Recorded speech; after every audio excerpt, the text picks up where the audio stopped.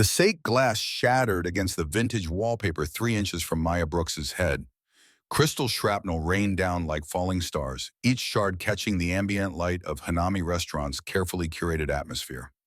The entire dining room, every chopstick frozen midair, every conversation dying like snuffed candles, every breath held in collective anticipation, stopped. Maya didn't flinch. She had survived far worse than flying glassware. 28 years of life had taught her that showing fear was blood in the water, and she had spent every one of those years learning the delicate balance between being invisible and refusing to be erased. Tonight, at 10:47 on a Thursday that had already stripped her of every last nerve, that balance finally broke. "You going to throw another one?" Her voice cut through the silence like a blade drawn slowly from its sheath.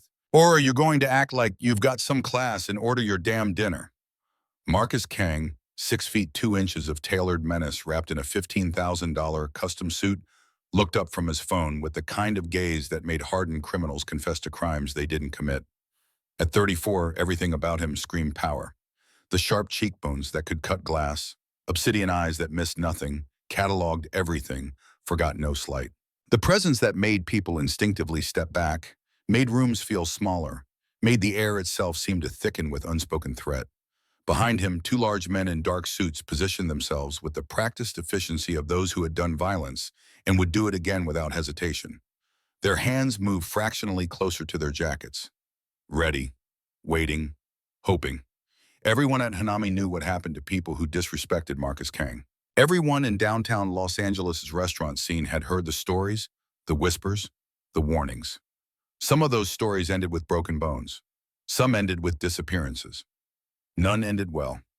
Everyone knew except, apparently, the fearless black waitress now staring him down with nothing but a serving tray, 3 years of accumulated exhaustion, and what could only be described as a death wish. 30 seconds earlier, Maya had been having the worst night of her 3-year career at Hanami.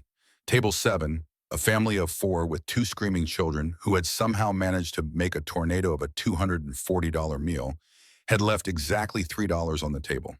A 1.25% tip that felt less like an oversight and more like a deliberate insult. Table 12, a business dinner of 5 men in expensive suits, discussing a deal that probably involved more money than she would see in her lifetime, had left nothing at all after complaining that their food was cold. It wasn't. She had checked, had felt the plates herself, had watched them sit and talk for 45 minutes before finally deigning to eat. But the customer was always right, even when they were absolutely wrong, and the manager had blamed her for the walkout even though the kitchen had been backed up since 7. The kitchen itself had blamed her twice tonight. Once for an order that came out wrong, the line cook's mistake that somehow became hers in the retelling. Once for a table that waited too long, the chef's temper finding its easiest target in the waitress who couldn't fight back without losing the job she desperately needed.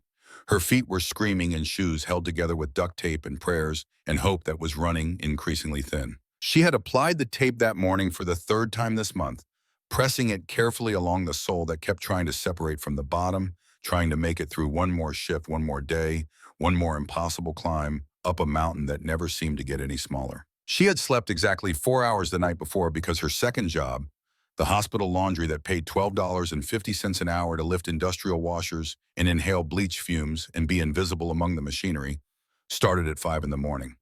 She would go home tonight around midnight, sleep until 4:30, and do it all over again. She had been doing it for 7 months straight. No days off, no vacations, no rest. Her apartment, if you could call a converted storage room with no windows and a hot plate that sparked when she used it in an apartment, waited for her with a rent notice that had graduated from yellow to red to a final notice that promised eviction in 6 days. She was already 3 weeks late. Her landlord's last text had been admirably clear. Pay by Friday or you're out. No exceptions this time. Her bank account at 10:47 p.m. contained exactly $217.43. Rent was $875. Medical debt from the car accident last year, the one that wasn't her fault, but that the uninsured other driver had left her holding, stood at $23,847. Student loans from 2 semesters at community college before the money ran out sat at $8,200. This morning's breakfast had been coffee. Black, no food, saving money, saving everything. This morning's thought, the one she allowed herself for exactly 30 seconds while the coffee brewed in the staff room, had been simple. Maybe today something will change. She didn't have the energy for entitled rich people tonight. Not after everything. Not after 3 years of smiling and bowing and pretending that snapping fingers at her like she was a dog didn't make her want to scream. Not tonight. So when the man in the custom suit, the one who carried himself like he owned not just the restaurant, but the entire city block it sat on, did exactly that, snapped his fingers at her with the casual dismissiveness of someone who had never once in his life had to wonder where his next meal was coming from. Something inside Maya Brooks snapped too. "Excuse me." She had turned slowly, deliberately, giving him every chance to realize his mistake and correct it. Marcus Kang had looked up from his phone, clearly unused to being questioned, to being anything other than immediately obeyed. "The sock," he said without preamble, his accent slight but noticeable, Korean inflection wrapped around English words. "It's wrong. Take it back." Maya had glanced at the bottle in question, the $800 bottle of premium sake. Perfect temperature. She had checked it herself with the thermometer the sommelier insisted on. Perfect pour. She had opened it herself 15 minutes ago, had done everything exactly right according to the 3-page protocol that Hanami's owner had implemented for their most expensive bottles. "No, it isn't." The words hung in the air like a grenade with the pin pulled, like the moment between lightning and thunder, like the breath before a scream. His companion, a nervous man in a suit that probably cost $3,000 but looked cheap next to Marcus's, actually gasped, an audible intake of breath that spoke volumes about what was about to happen. The bodyguard's hands moved toward their jackets with the fluid grace of long practice. Somewhere in the kitchen, someone whispered what sounded like a prayer in Korean, the words floating out through the service window like incense smoke. Marcus Kang slowly, with the deliberation of a man who had all the time in the world because time itself bent to accommodate him, set down his phone. When he looked at Maya fully for the first time, giving her his complete attention instead of the dismissive glance he had offered before, his expression was carved from ice, remote, calculating, dangerous. "What did you just say to me?" Maya's heart was hammering. Every survival instinct screamed at her to apologize, to bow, to scrape, to do whatever it took to defuse this moment. But she had spent 28 years bowing. 28 years being told she didn't matter, wasn't worth consideration, should be grateful for whatever scraps fell from other people's tables. And she was done, exhausted, finished. "I said it's not wrong." Her voice didn't shake. Foster care had taught her that much at least. Never let them see you afraid. Never let them know they've gotten to you. You don't like it? Fine. But don't make up excuses. Just say you want something different. The temperature in the room dropped 10 degrees. Marcus Kang's hand moved fast, violent, all that controlled menace finally finding an outlet. The sake glass flew past her head so close, she felt the air displacement, felt the breeze of its passage against her cheek. It exploded against the vintage wallpaper behind the host stand in a spray of crystal and liquid that looked disturbingly like blood in the low light. Warning shot, demonstration, reminder of who held the power here. Maya didn't flinch, didn't move, didn't blink. His eyes widened slightly. Surprise, intrigue. Something darker that she couldn't quite name. "Do you have any idea?" he said quietly, his voice carrying despite its softness, the kind of quiet that was somehow more threatening than shouting. "Who I am?" She tilted her head, studying him with the same intensity he was using on her. "Should I?" His eye twitched, actually twitched. A micro-expression that lasted maybe half a second, but spoke volumes about how rarely, how incredibly rarely, someone gave him an answer like that. The bodyguards moved closer, closing the distance with footsteps that were somehow both heavy and silent. Someone in the kitchen, the sous chef maybe, whispered another prayer, this one more urgent. The man at table 12, the most dangerous man in Los Angeles according to the whispers that Maya had mostly ignored because gangsters and mobsters and criminals were the least of her problems when she couldn't pay rent, stood slowly. 6 feet 2 inches of controlled violence rising like a storm gathering strength. "Man, don't dare me," Maya said, and her voice cut through the tension like a blade. "I've had the worst day of my life. I'm not scared of you. And if you think I'm going to kiss your ass because you've got money and probably a gun, you picked the wrong waitress on the wrong damn night." Someone in the back, probably Julio the dishwasher, who had always been kind to her, literally dropped a plate. The crash echoed in the silence for 5 endless seconds, ceramic shards scattering across tile floor like dice thrown by fate itself. Marcus Kang just stared at her. She could see his mind working behind those obsidian eyes, could practically watch him calculating odds, assessing threats, deciding her fate. His hand flexed at his side, a tell that his bodyguards clearly recognized because all three of them started moving toward her with purpose. Then something impossible happened. Marcus Kang smiled, not friendly, not warm, not reassuring in any way. The smile of a predator that had just found something unexpectedly interesting. Something worth playing with before the kill. The smile of a cat that had discovered a mouse with unusual spirit and wanted to see how long that spirit would last under pressure. "You're fired." Maya blinked. Of all the things she had expected him to say, that wasn't on the list. "You can't fire me. You don't work here. I own this restaurant as of 3 weeks ago." He glanced at his watch, a piece of machinery on his wrist that was easily worth more than she made in a year, possibly 2 years. "So yes, I can fire you. You have 30 seconds to leave before I have my associates here help you find the door." The words hit like a physical blow, like a fist to the stomach that drove all the air from her lungs. Career suicide, financial ruin, homelessness in 6 days when the landlord made good on his threat. The end of everything she had been desperately holding together with duct tape and prayers and sheer stubborn will. But even knowing that, even feeling panic claw at her chest with razor talons, even understanding that she had just destroyed the last stable thing in her profoundly unstable life, Maya Brooks couldn't apologize, wouldn't bow, refused to give him the satisfaction. She untied her apron slowly, making each movement deliberate, pulled out the $43 in tips she had earned tonight, everything she had to show for 8 hours of work and bleeding feet and swallowed pride, dropped the apron on his table with a gesture that was just short of throwing it in his face. "You know what? I feel sorry for you." Her voice was steady even as her heart hammered against her ribs like it was trying to escape the cage of her chest. "You're rich, powerful, everyone's terrified of you, and you're still the most miserable-looking person in this restaurant. That's actually sad." She turned and walked toward the exit, head high, back straight, refusing to give him or anyone else the satisfaction of seeing her break. She had learned that much in foster care. Never let them see you cry. Never let them know they've won. Walk away with your dignity intact even when everything else is ashes.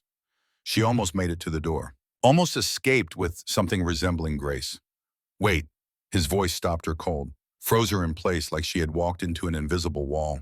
She turned slowly against her better judgment, against every instinct that told her to keep walking and not look back.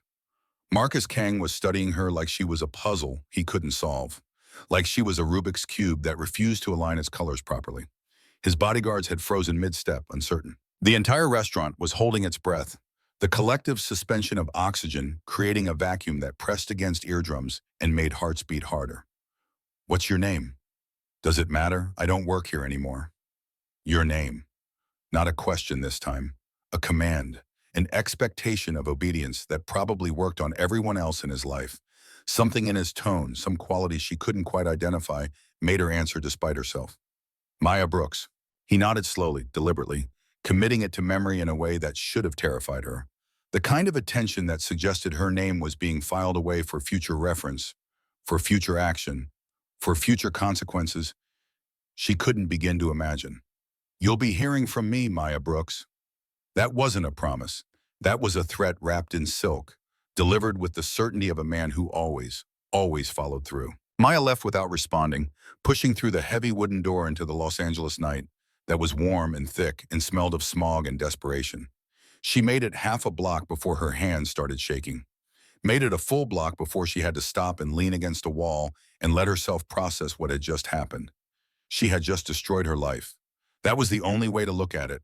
One moment of pride, one refusal to bow, and everything was gone. The restaurant probably wouldn't even give her a reference. Marcus Kang owned it, which meant anything she said would be filtered through the lens of tonight's confrontation.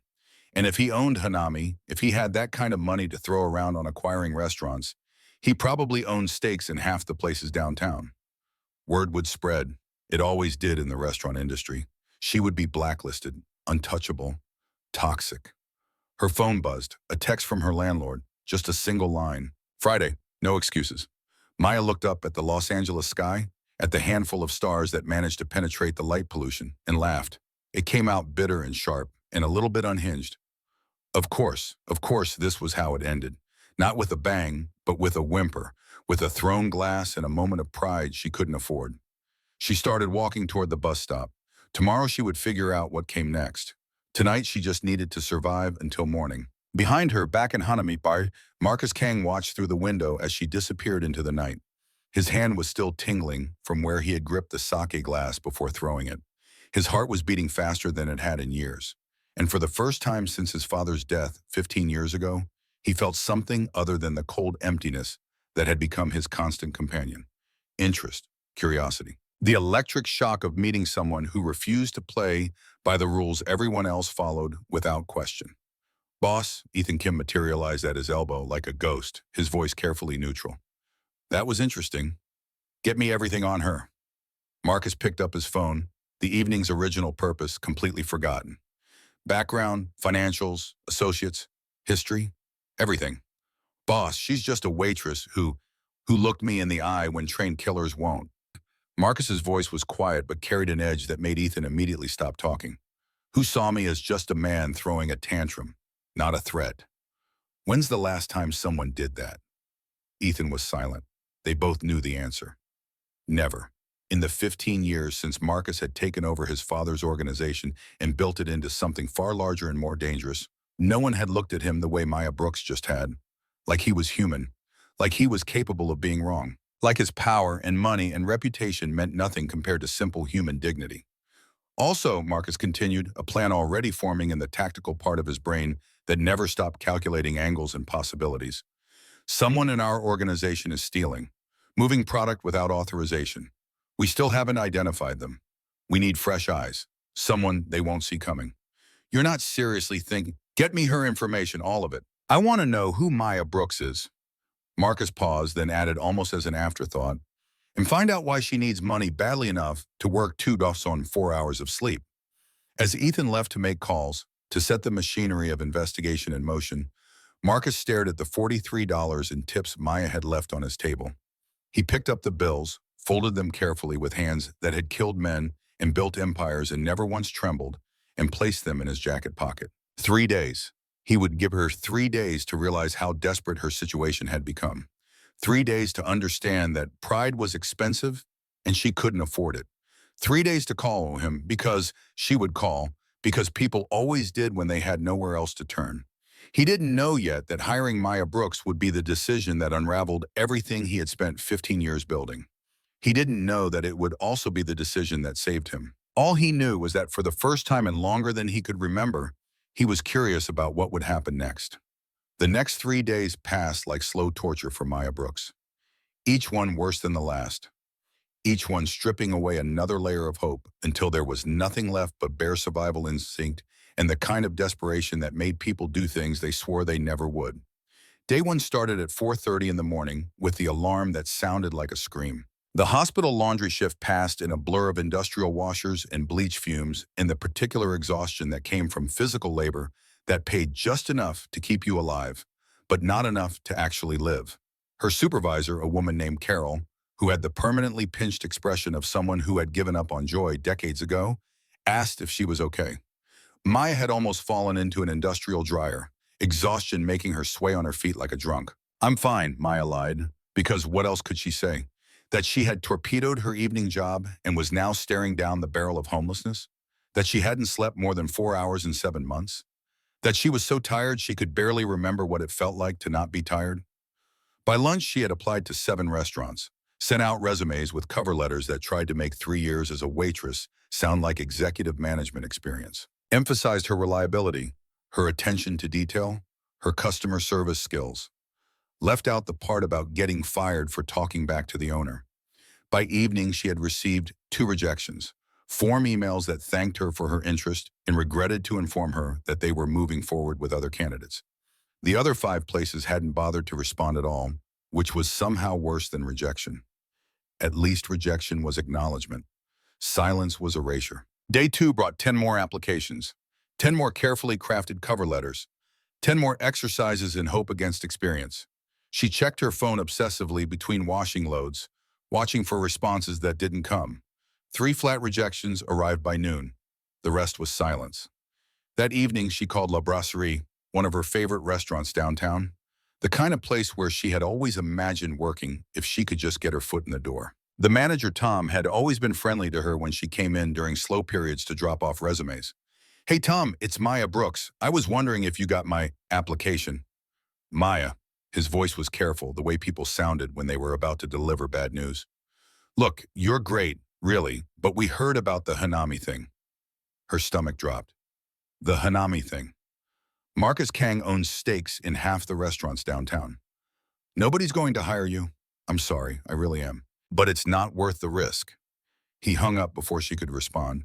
Maya sat on her mattress on the floor of her converted storage room and stared at her phone. Word had spread. In 3 days somehow, the story of her confrontation with Marcus Kang had made its way through the entire Los Angeles restaurant scene. She was blacklisted. Untouchable. Marked. Day 3 arrived with a bank balance of $134.19. Her hospital shell deposit had come through. She had bought groceries, the cheapest options, ramen and bread and peanut butter. It still felt like a luxury. Having food in her apartment that wasn't ramen felt like wealth beyond measure until she remembered that rent was due tomorrow, and she was $740 short. Eviction would come the day after tomorrow. She had researched it obsessively during her lunch break.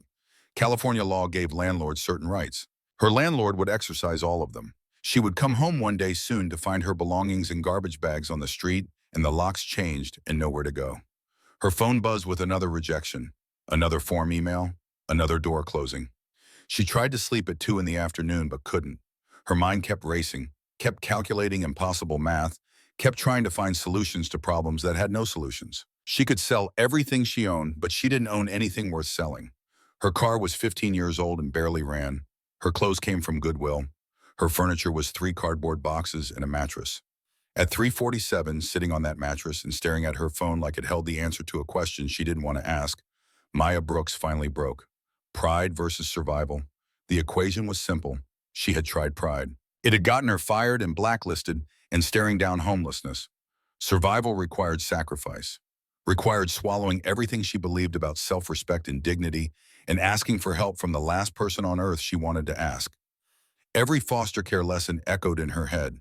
You're on your own. No one's coming to save you. The only person you can rely on is yourself. Trust no one. Expect nothing. But she had tried everything, every restaurant, every service job, every possibility she could imagine. There was one name left, one option she had been avoiding because accepting it meant admitting defeat in a way that felt like dying. Marcus Kang, the man who had ruined her life, the man who clearly had more money than he knew what to do with, the man who had said, "You'll be hearing from me," in a tone that could have been threat or promise or both. Her hands were shaking as she found his number. She didn't remember saving it, but she must have filed it away in some corner of her mind that knew this moment was coming even when she refused to acknowledge it. She dialed before she could change her mind. It rang twice before his voice, smooth and dark as expensive whiskey, answered. "Yes. Is this Marcus Kang?" Her voice came out steadier than she expected. A pause, then with a note of something that might have been satisfaction. "Maya." Not a question. He knew her voice. "Had been expecting this call. I was wondering how long you'd take." Of course he had been waiting. Of course he had known she would call. The realization should have made her angry, but she was too tired for anger, too desperate for pride. "Listen, I've got a proposition for you." She took a breath, steadied herself against what was about to cost her. "And before you hang up, just hear me out, okay? I'm listening." Was that amusement in his voice? Was he enjoying this? "I need money. You clearly have it. So here's the deal. I'll work for you. Not at the restaurant, I know that ship sailed, but whatever you need, assistant, cleaner, I don't care. I'll work harder than anyone you've ever hired." Her voice cracked slightly on the next words, betraying her despite every effort at control. "I just need a job. Please." That last word cost her everything. Cost her the pride she had clung to for 28 years. Cost her the illusion that she could make it on her own. Cost her the belief that asking for help was anything other than admitting defeat. He could hear it. She knew he could hear what that word had cost her. Silence stretched. 5 seconds, 10, 15, each one an eternity of waiting for judgment. "You know what I am, don't you?" His voice was carefully neutral, giving nothing away. "What I do?" Another pause while Maya considered how to answer. "I've heard rumors. And you're calling me anyway." "I'm calling you because I'm out of options." Brutally honest because what did she have to lose? Pride doesn't pay rent. More silence. She could hear him thinking, could practically hear the wheels turning as he calculated whatever complex equation men like him use to make decisions. Finally, come to my office tomorrow. 10 a.m. Park Enterprises. Downtown, top floor. He rattled off an address. Don't be late. Does that mean it means we'll talk? A pause. Then almost as an afterthought, and Maya, we're something professional. He hung up before she could respond. Maya sat in the silence of her apartment that wasn't really an apartment and tried to process what had just happened. She had done it, had swallowed her pride and asked for help from someone who had every reason to laugh in her face and none at all to actually offer assistance. And he had said yes, or something close to yes, at least agreed to meet. That was more than she had hoped for when she dialed his number. She should have felt relief, should have felt grateful, should have felt something other than the hollow certainty that she had just made a deal she didn't fully understand with a man who definitely had ulterior motives. But beggars couldn't be choosers. And Maya Brooks was very much a beggar now, stripped of everything except the desperate hope that tomorrow's meeting would somehow, impossibly, solve problems that felt insoluble. She set her alarm for 8 a.m. She would need time to prepare, to find something professional in a wardrobe that consisted almost entirely of t-shirts and jeans and the black pants she wore for waitressing, to make herself presentable for whatever judgment Marcus Kang would pass on her. As she finally drifted into uneasy sleep, she didn't know that across town, in a penthouse that overlooked the city like a kingdom spread out for a king's pleasure, Marcus Kang was staring at his phone with an expression that would have surprised anyone who knew him. Not satisfaction at her capitulation, not triumph at her desperation. Something else, something softer and more dangerous, something that looked almost like concern. The garment bag arrived at 9:57 in the morning, 3 minutes before Maya was supposed to leave for her meeting with Marcus Kang. She stared at it through the peephole of her door, watching the delivery driver in an actual uniform. Not the usual shorts and t-shirt of standard courier services, but a proper suit with a company logo embroidered on the breast pocket. He held the bag like it contained something precious, something that required careful handling. She signed for it with hands that trembled slightly, closed the door, and hung the bag on the back of her only chair. The fabric of the bag itself felt expensive, heavy, and textured in a way that suggested quality beyond her usual experience. For a long moment, she just looked at it, this alien object in her converted storage room that cost $875 a month and had no windows and a hot plate that sparked. That morning at 6:33 a.m., a notification had lit up her phone screen with the particular chime that meant a deposit had hit her account. She had grabbed the phone with her heart hammering, expecting maybe her hospital paycheck a day early, hoping for something that would at least buy her a little more time. The number that appeared made her sit down hard on her mattress. $10,000. Wire transfer. No message. No explanation. Just the money, appearing like magic, like a miracle, like the answer to prayers she had been too proud to actually pray. She had stared at that number for 5 full minutes, convinced it was a mistake, convinced the bank would realize their error and reverse it, and she would be back where she started. But it stayed, solid, real, $10,000. Maya had moved fast after that. Paid her rent immediately, the transaction going through with a speed that felt surreal after months of juggling and dodging and making excuses. $875, gone in an instant, and it felt like breathing for the first time in months. Paid $500 toward her medical debt, barely a dent in the $23,000 she owed, but at least a gesture toward responsibility. Bought groceries without checking prices, walking through the store in a daze as she picked up fresh vegetables and real meat and bread that wasn't the cheapest option on the shelf. She had cried in the grocery store parking lot for 10 minutes, sitting in her 15-year-old car that barely ran, surrounded by bags of food that represented a luxury she had forgotten existed. Cried for the relief, cried for the shame of needing help, cried for all the months of not crying because crying was a luxury she couldn't afford. Now, staring at the garment bag, Maya understood. The money wasn't generosity, it was investment, payment for services not yet rendered. And whatever was in that bag was part of the same transaction. She unzipped it slowly, revealing fabric that caught the light like liquid, crimson, deep red like arterial blood, like wine, like passion and danger and everything her life had never been. The dress was floor-length, elegant, in a way that suggested a designer whose name she wouldn't recognize, and a price tag that would make her sick if she saw it. A note fell out when she lifted the dress. Heavy cardstock, expensive paper, handwriting that was sharp and precise, and somehow masculine despite being perfectly legible. Read, "It'll match your fire." M. Despite everything, despite the strangeness of this situation and the certainty that she was walking into something far more complicated than a simple job interview, Maya smiled. The note was arrogant, presumptuous, but also, in its own way, perceptive. He had seen her fire that night at Hanami when she refused to back down, had recognized something in her that most people missed entirely. She checked the time, 9:45. 15 minutes to get ready for a meeting that would determine whether she ate next month or ended up on the street. No pressure. The dress fit perfectly. Not approximately. Not close enough. Perfectly, like it had been made for her body specifically, which meant Marcus Kang had somehow obtained her measurements. That should have creeped her out.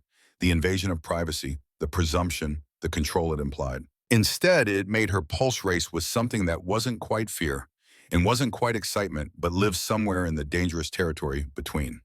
She styled her hair in loose curls, natural and elegant, following a YouTube tutorial she had watched 3 times to make sure she got it right.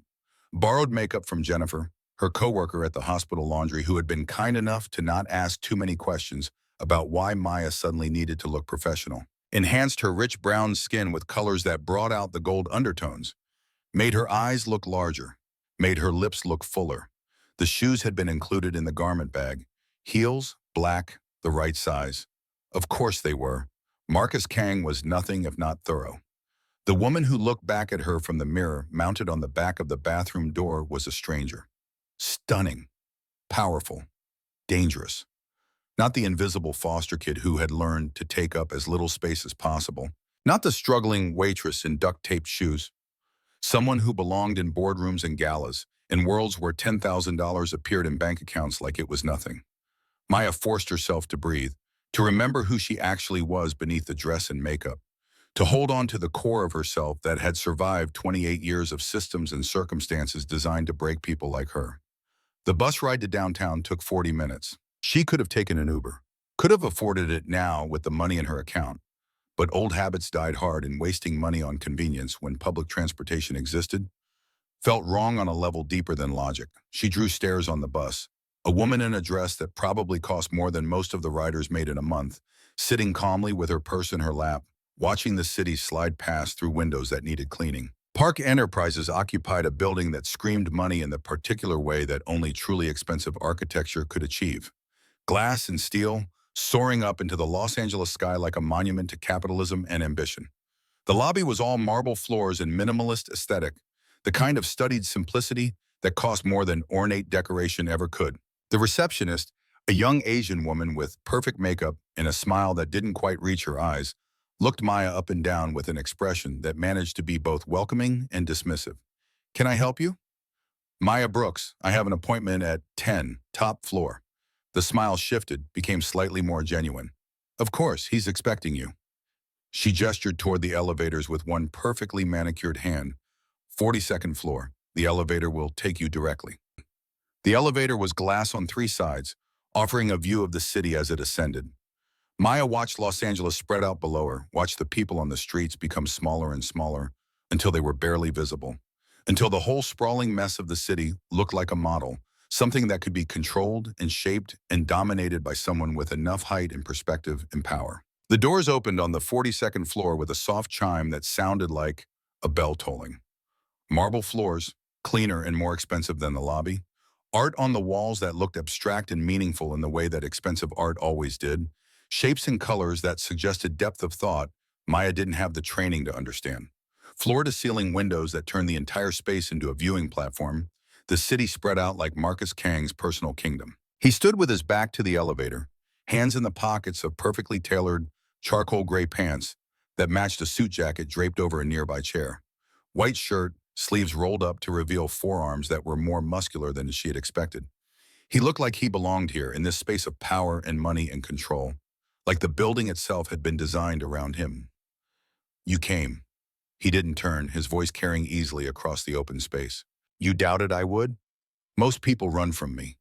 Now he turned, and the intensity of his gaze made her breath catch in her throat. "You keep walking closer." He moved toward her with the fluid grace of a predator, each step deliberate and controlled. Every instinct Maya had screamed at her to step back, to maintain distance, to not let him get too close. She held her ground, lifted her chin slightly, met his eyes without flinching. He stopped 3 feet away, close enough that she could smell his cologne, something expensive and masculine with notes of bergamot and cedar, and probably other things she didn't have the vocabulary to identify. Close enough that she could see the faint scar on his left cheekbone, barely visible unless you were looking for it. Close enough to be intimidating, without quite crossing the line into threatening. "I'm going to offer you a position, Maya." His voice was quiet, controlled, each word chosen with care. "But first I need to know something. Can you keep your mouth shut when it matters?" Her pulse quickened. This was the moment, the point where the real nature of this arrangement would be revealed. "Depends what I'm keeping quiet about." "Honest." He smiled slightly, and it transformed his face for just a moment, made him look younger and less dangerous. "I appreciate that. Someone in my organization is stealing from me, moving shipments, skimming money. I need to find out who. You want me to spy for you? I want you to help me find a traitor." He named a figure that made her knees weak. $20,000. 10 now. 10 when you identify them. 20,000. That was rent for 2 years. Medical debt erased. Car that actually worked. Breathing room for the first time since she could remember. The ability to sleep without calculating how many days until she ran out of money. It was everything. "Why me?"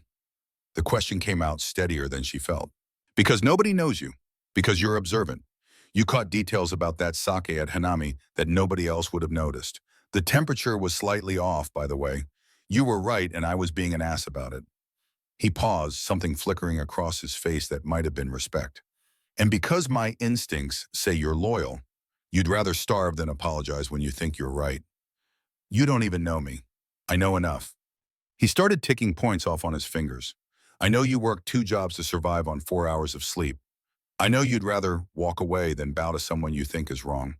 I know you're desperate enough to call the man who fired you and ask for help, which means you tried everything else first. I know you paid your rent before you bought groceries, which means you're responsible even when you're desperate." He tilted his head slightly. "Am I wrong about any of that?" He wasn't. The fact that he knew all of this, had researched her that thoroughly in 3 days, should have been terrifying. Instead, it was almost comforting in a strange way. He had done his homework, taken her seriously enough to investigate, treated her like someone worth understanding rather than dismissing. "What exactly would I be doing?" "I'm hosting a charity gala tomorrow night at the Beverly Hills Contemporary Art Museum. All my business associates will be there, including my trader."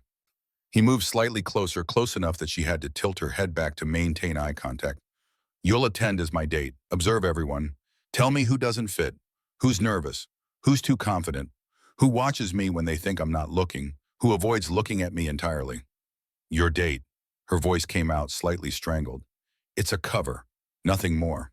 But the way his eyes traveled over her face, the way his gaze lingered on her lips for just a fraction of a second too long, suggested he was trying to convince himself as much as her.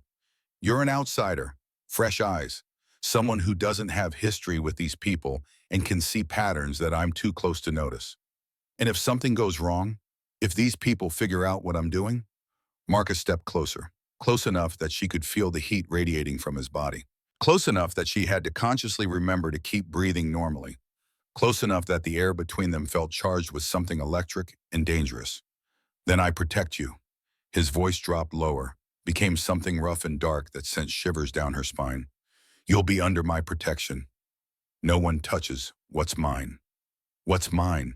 The possessiveness in those words should have set off alarm bells, should have made her back away and reconsider this entire arrangement. Instead, it sent heat curling through her stomach, made her hyper-aware of how close he was standing, made her wonder what it would feel like to actually be his in a way that had nothing to do with business arrangements and everything to do with the tension crackling between them.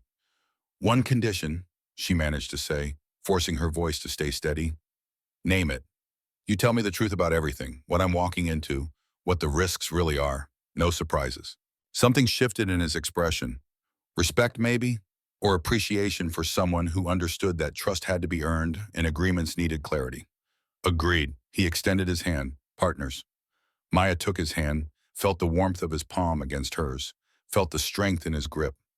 It was meant to be a professional handshake, a sealing of their agreement, but neither of them let go immediately. The moment stretched. His thumb brushed across her knuckles, a gesture that could have been accidental but felt deliberate.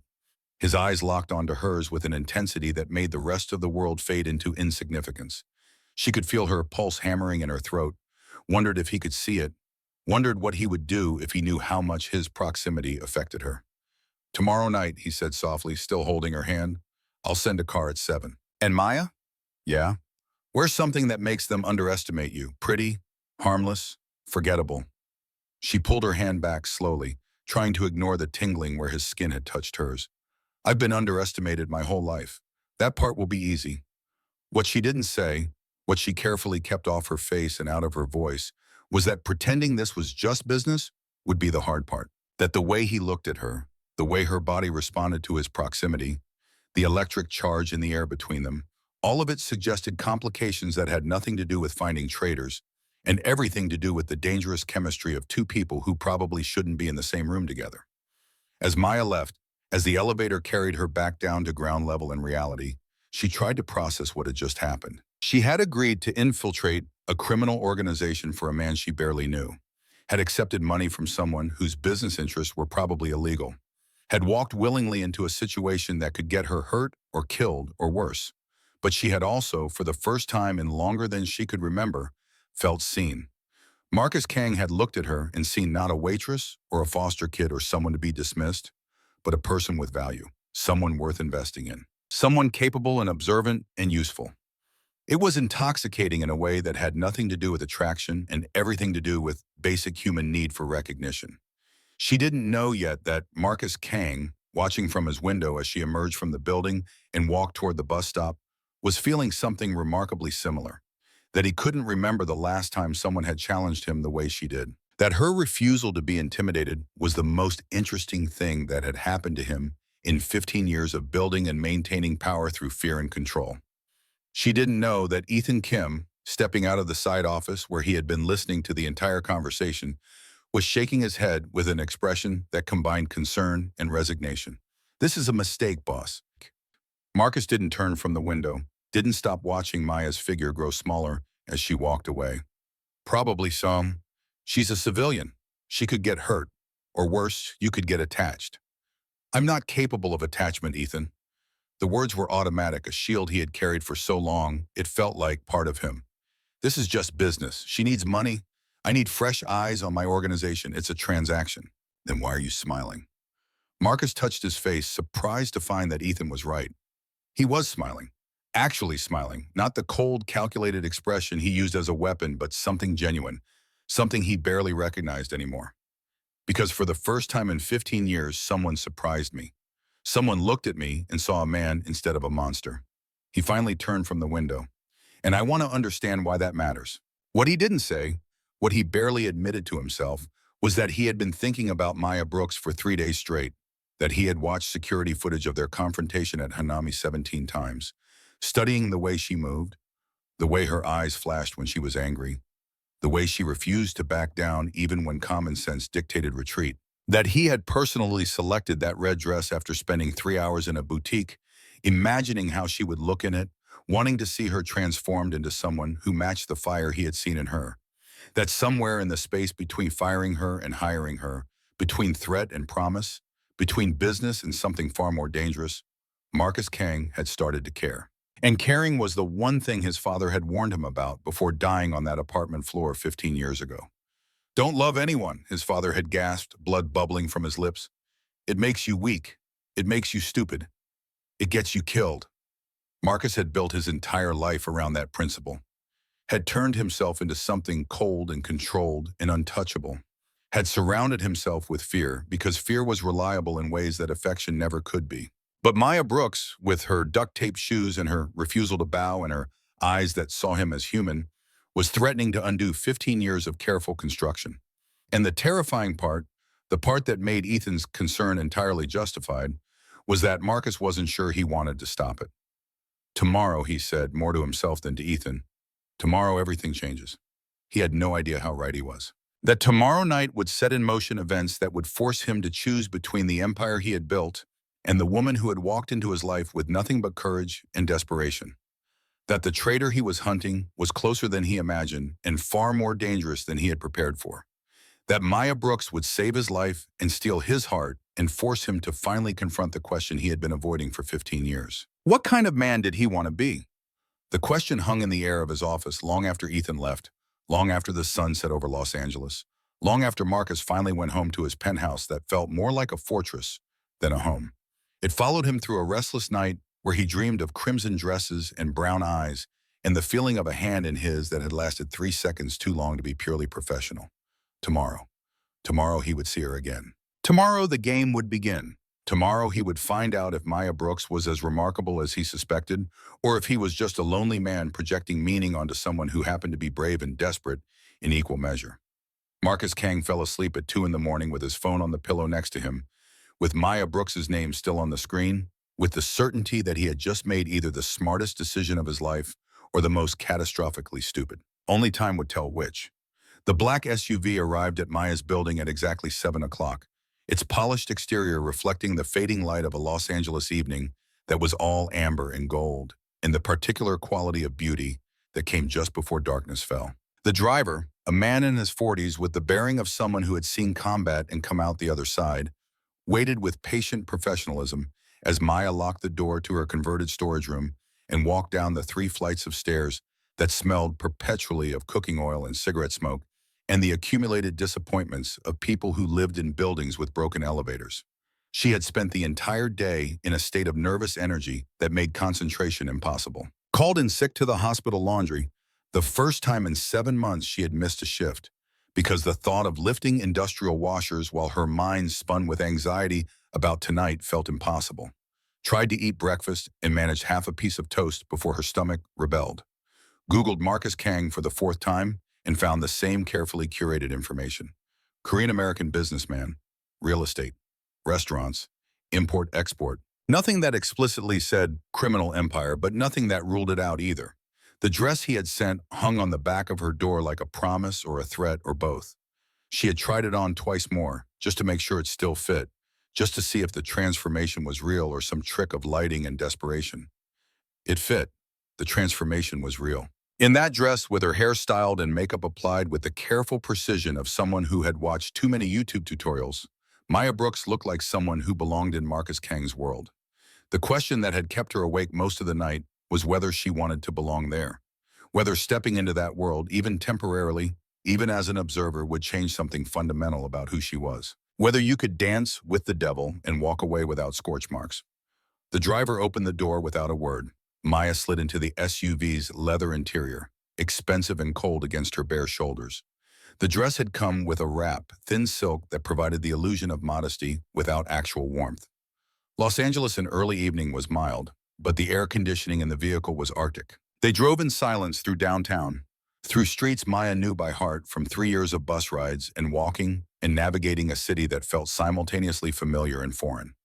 Past the restaurant district where she was now blacklisted, past the hospital where her second job waited for her return, past all the landmarks of her small life, heading toward a part of the city she only knew from bus windows and imagination. Beverly Hills emerged gradually, the buildings getting taller and cleaner, the cars getting more expensive, the people on the sidewalks getting fewer, because people with real money didn't walk places.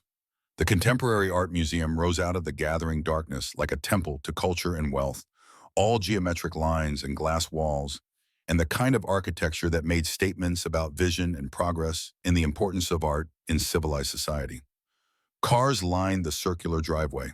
Not just expensive cars, but the kind of vehicles that required appointments to purchase, that came with concierge services and waiting lists and price tags that would make Maya's medical debt look like pocket change. Ferraris and Bentleys and cars she didn't even recognize, but could tell cost more than most houses. People in formal wear moved up the wide steps toward the entrance.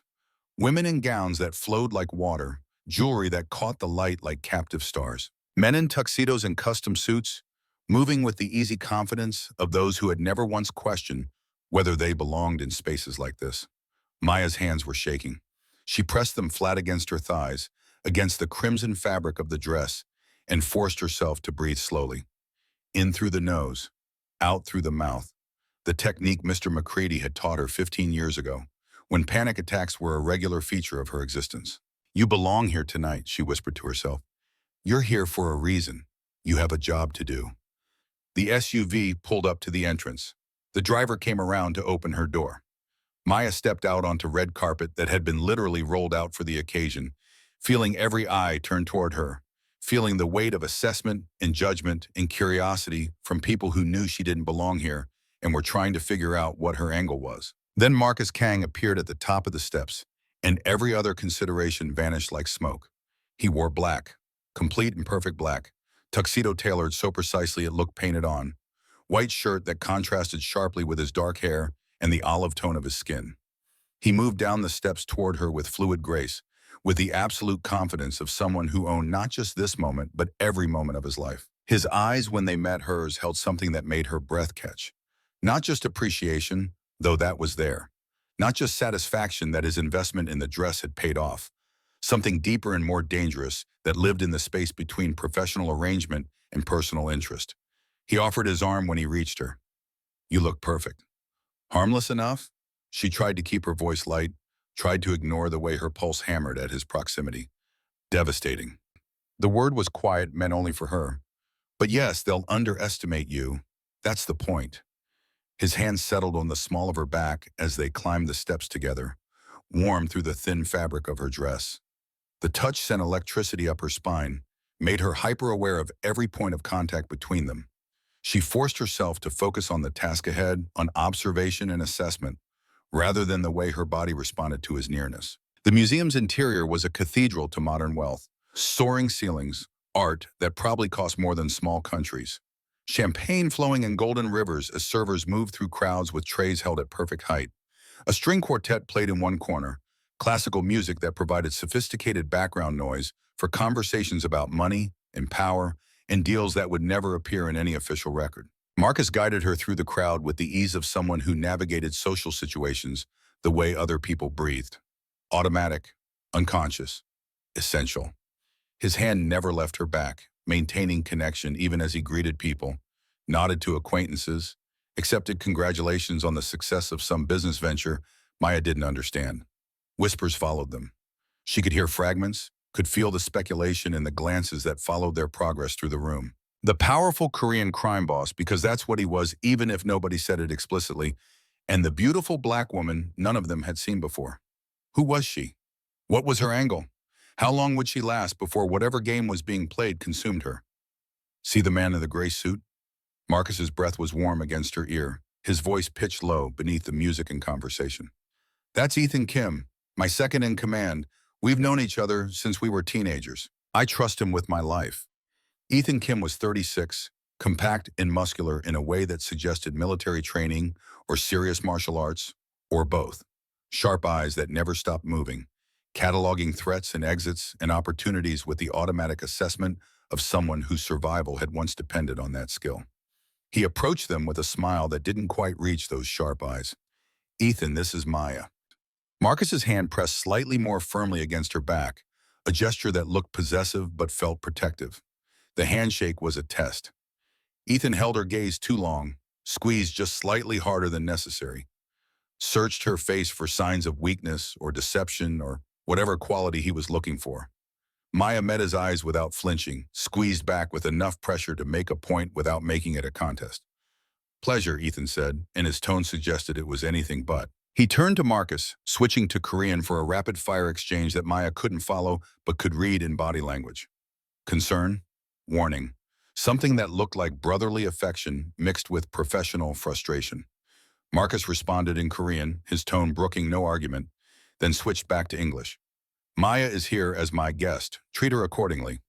Of course, boss. Ethan nodded to Maya with slightly more warmth. Welcome. The woman in the black dress. Marcus guided her attention across the room with a subtle gesture. Sophia Chen. She runs my accounting. Brilliant with numbers. Graduated MIT at 20, Harvard MBA at 22. Sophia Chen was 29, petite and elegant in a cocktail dress that probably cost more than Maya's car. But something was wrong. Despite the expensive clothing and careful makeup, Sophia was sweating. Not obviously, not enough that anyone would notice unless they were looking, but there was a sheen on her forehead that spoke of stress, or fear, or both. Her hands trembled slightly when she lifted her champagne glass. Her eyes darted to the exits every 30 seconds, counting escape routes with the automatic calculation of someone who expected to need them. Maya filed that observation away. Nervous accountant, either guilty of something or terrified of someone or both. And him? Maya nodded toward a man near the bar, handsome, perfectly styled, checking his phone with the obsessive frequency of someone waiting for important news. Marcus's voice tightened almost imperceptibly. Daniel Cho, operations manager, oversees our logistics and distribution. Brilliant strategist. He's been with me for 6 years. Daniel Cho was 32, conventionally attractive in the way that came from good genetics and expensive grooming, and the confidence of someone who had always gotten what he wanted.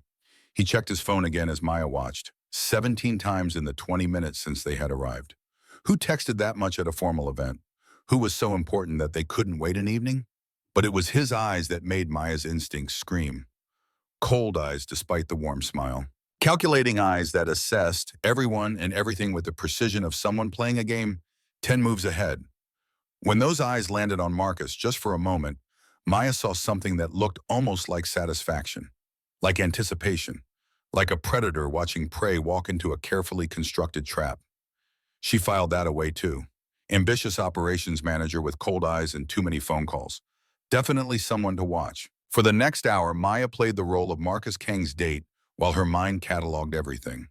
She smiled at the right moments, laughed politely at jokes that weren't funny, asked interested questions about businesses and ventures and charitable foundations that probably existed primarily for tax purposes. Let people underestimate her as a pretty accessory to a powerful man. And she watched. Sophia Chen grew progressively more agitated as the evening wore on, excused herself to the bathroom 3 times, checked her own phone with increasing frequency, avoided eye contact with Marcus entirely, as if looking at him might reveal something she desperately needed to keep hidden. Daniel Cho circulated through the room with practiced ease, but his attention kept returning to Marcus, tracking his movements, noting who he spoke with and for how long, watching with an intensity that suggested more than professional interest. 23 phone checks in an hour, 23 moments when his attention was somewhere else entirely, coordinating something that required constant updates. Ethan Kim stayed close to Marcus, protective in a way that spoke of genuine loyalty, but also deep concern. Several times Maya caught him watching her, assessing whether she was threat or asset, whether Marcus's trust in her was justified or catastrophic. But there was something else in his expression when he looked at Marcus, something that looked almost like grief, like he was watching a friend walk toward disaster and couldn't figure out how to stop it. The ballroom opened for dancing as the string quartet shifted to a waltz. Couples moved onto the floor with the practiced grace of people who had taken lessons, who knew how to move together without thinking about it. Marcus offered his hand. Dance with me. I don't know how to. I'll lead, trust me. On the floor with his hand on her waist and her hand in his, Maya discovered that trust could be physical, that you could put your body in someone else's control and somehow feel safer rather than vulnerable. He moved with perfect rhythm, guiding her through steps she had never learned, making her look graceful even when she didn't know what she was doing. You're good at this, she murmured, acutely aware of how close they were, how his hands spanned her waist, how his breath stirred her hair. At dancing or pretending? His eyes were intense, searching her face for something. Both. I'm starting to question which one we're actually doing. He pulled her slightly closer, close enough that she could feel the heat of his body through the thin fabric of her dress. This stopped feeling like pretending somewhere between the office and right now. Her breath caught. Marcus? I know. Terrible idea. Catastrophically stupid. But he didn't put distance between them. Neither did she. But I can't stop thinking about you. Haven't been able to since that night at Hanami when you looked at me like I was just a man instead of a monster. You're not a monster. The words came out before she could stop them, honest in a way that felt dangerous. You don't know what I've done, what I'm capable of. I know what I see. Someone lonely. Someone who built walls so high nobody can climb them. Someone who's tired of being afraid. She met his eyes without flinching. Someone human. The music swelled around them.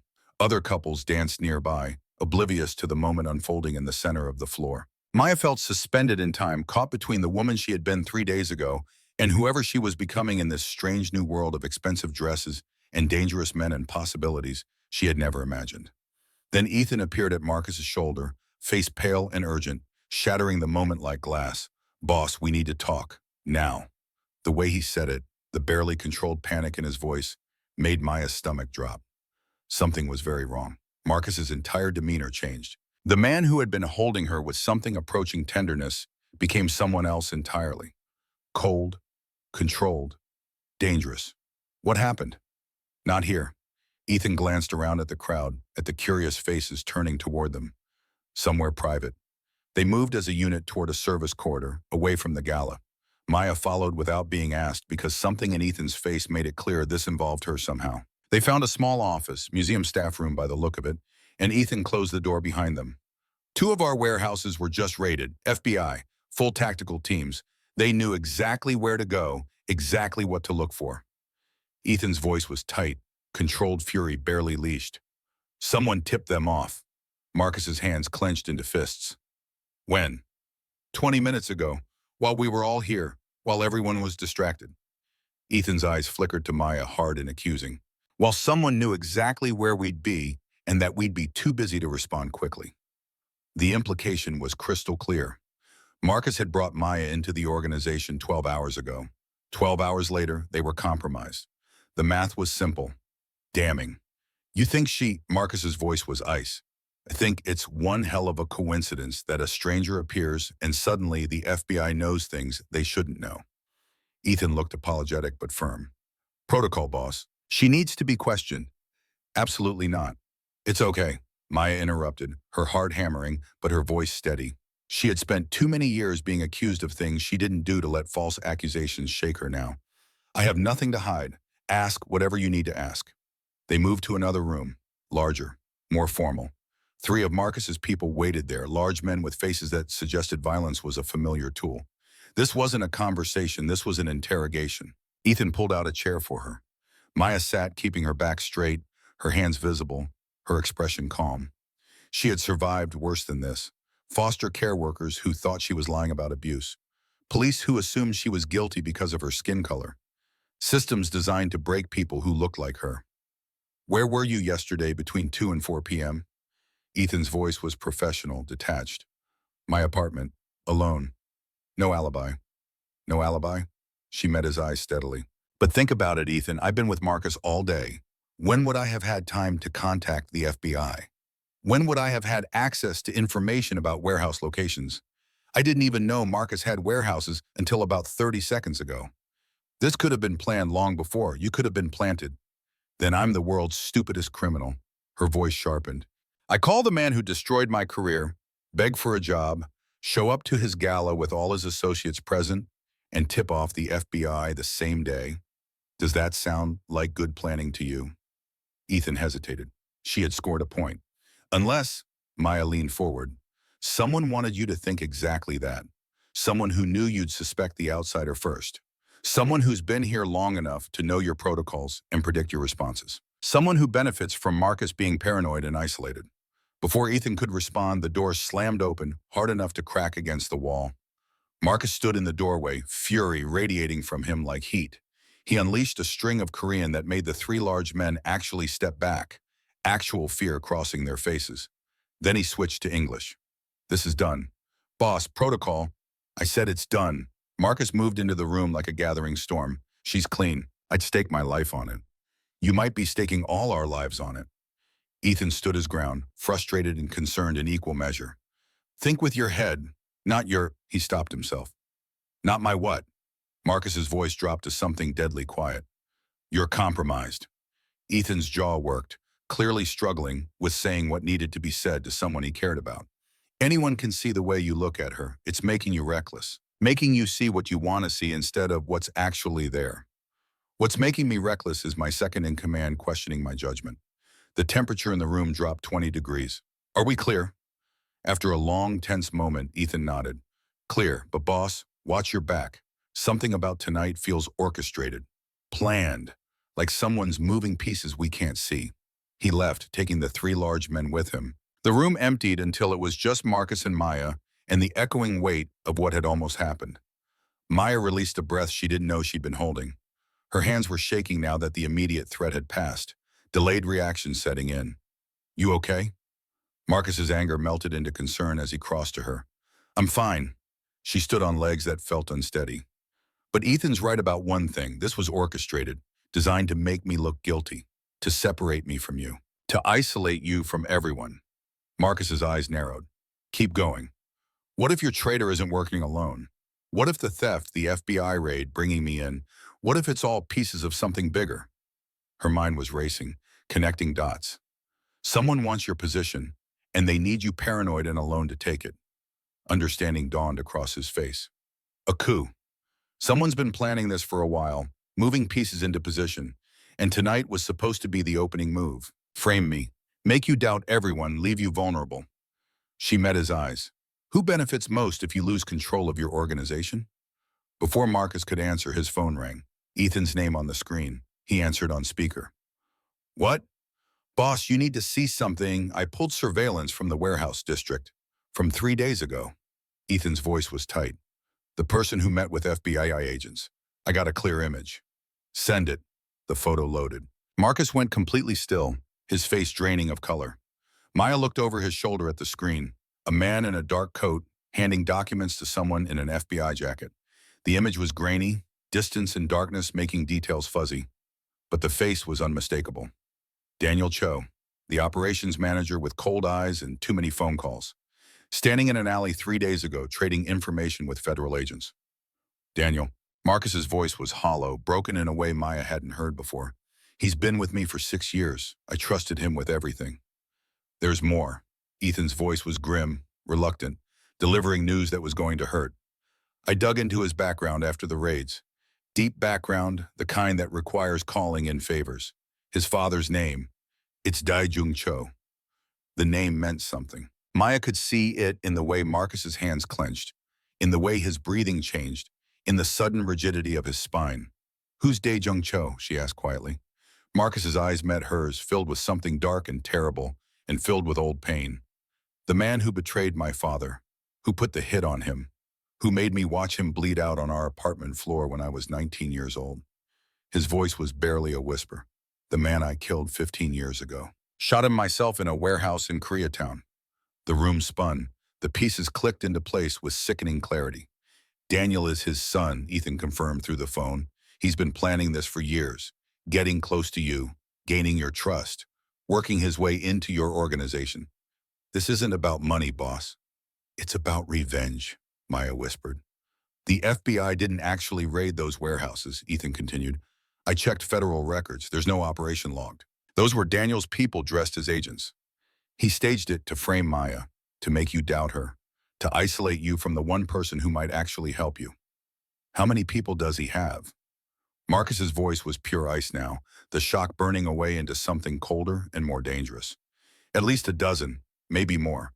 He's been recruiting from rival organizations for months, stockpiling weapons and ammunition. Everything he needs for, Ethan paused.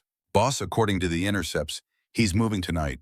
While everyone's scattered from the gala, he knew you'd bring security with you to the museum, knew your penthouse would be vulnerable.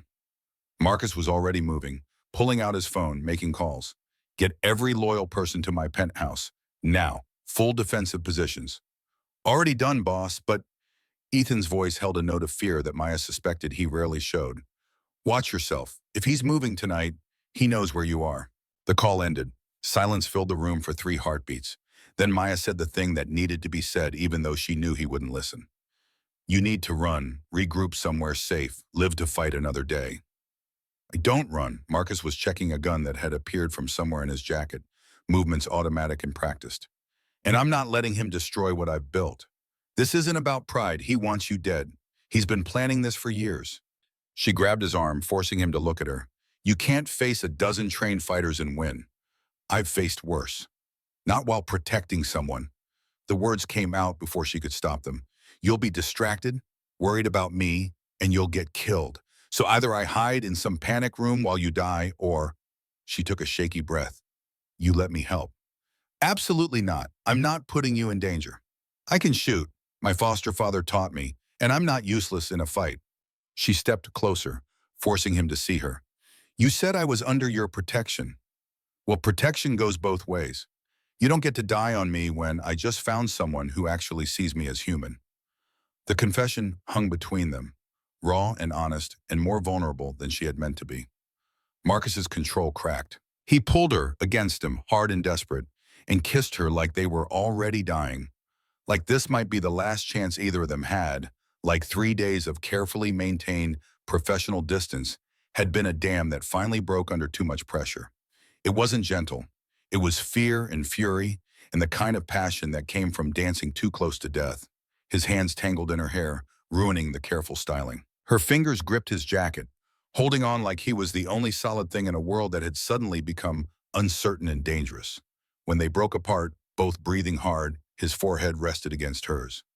"If something happens to you," he whispered in Korean first, then English, "I'll never forgive myself. Then we make sure nothing happens to either of us." She cupped his face, feeling the tension in his jaw. "Partners, remember?" Before he could respond, before he could argue or agree or make any decision at all, the museum lights went out. Emergency systems kicked in half a second later, bathing everything in red light that made the world look like it was already on fire. "They're here," Marcus said, instantly alert. He pressed a gun into her hands, warm from his body heat. "Stay behind me, and Maya." "Yeah?" "Don't dare me to keep you safe, because I will, even if it costs me everything." Through the windows, she could see them, figures in tactical gear, moving with military precision, rappelling down from the roof, coming up from the ground floor, surrounding the building with the coordinated efficiency of a well-planned assault. At least 15 that she could count, probably more. The first window exploded inward in a spray of glass and bullets. Marcus fired twice. 2 bodies dropped before they cleared the window frame. "Move!" They ran,